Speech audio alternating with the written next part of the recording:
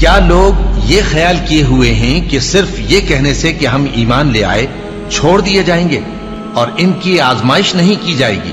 اور جو لوگ ان سے پہلے ہو چکے ہیں ہم نے ان کو بھی آزمایا تھا اور ان کو بھی آزمائیں گے، سو اللہ ان کو ضرور معلوم کرے گا جو اپنے ایمان میں سچے ہیں اور ان کو بھی جو جھوٹے ہیں۔ کیا وہ لوگ جو برے کام کرتے ہیں یہ سمجھے ہوئے ہیں کہ یہ ہمارے قابو سے نکل جائیں گے؟ جو فیصلہ یہ کرتے ہیں برا ہے۔ جو شخص اللہ کی ملاقات کی امید رکھتا ہو تو اللہ کا مقرر کیا ہوا وقت ضرور آنے والا ہے، اور وہ سننے والا ہے، جاننے والا ہے۔ اور ہم کسی قدر خوف اور بھوک اور مال اور جانوں اور میووں کے نقصان سے تمہاری آزمائش کریں گے، اور صبر کرنے والوں کو بشارت سنا دو کہ ان لوگوں پر جب کوئی مصیبت واقع ہوتی ہے تو کہتے ہیں کہ ہم اللہ ہی کا مال ہیں اور اسی کی طرف لوٹ کر جانے والے ہیں۔ یہی لوگ ہیں جن پر ان کے پروردگار کی عنایتیں ہیں اور خصوصی رحمت بھی ہے، اور یہی سیدھے رستے پر ہیں۔ اور اے پیغمبر، ہم نے تم سے پہلے کسی آدمی کو بقائے دوام نہیں بخشا، بھلا اگر تم مر جاؤ تو کیا یہ لوگ ہمیشہ رہیں گے؟ ہر شخص کو موت کا مزہ چکھنا ہے، اور ہم تم لوگوں کو سختی اور آسودگی میں آزمائش کے طور پر مبتلا کرتے ہیں، اور تم ہماری طرف ہی لوٹ کر آؤ گے۔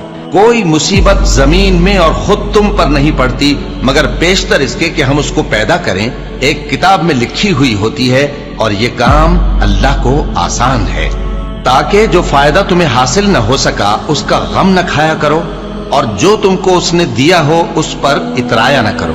اور اللہ کسی اترانے اور شیخی بگارنے والے کو دوست نہیں رکھتا۔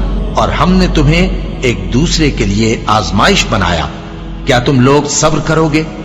اور تمہارا پروردگار تو دیکھنے والا ہے۔ اے اہل ایمان، تمہارے مال و جان میں تمہاری آزمائش ضرور کی جائے گی، اور تم اہل کتاب سے اور ان لوگوں سے جو مشرک ہیں بہت سی ایذا کی باتیں سنو گے، تو اگر صبر اور پرہیزگاری کرتے رہو گے تو یہ بڑی ہمت کے کام ہے۔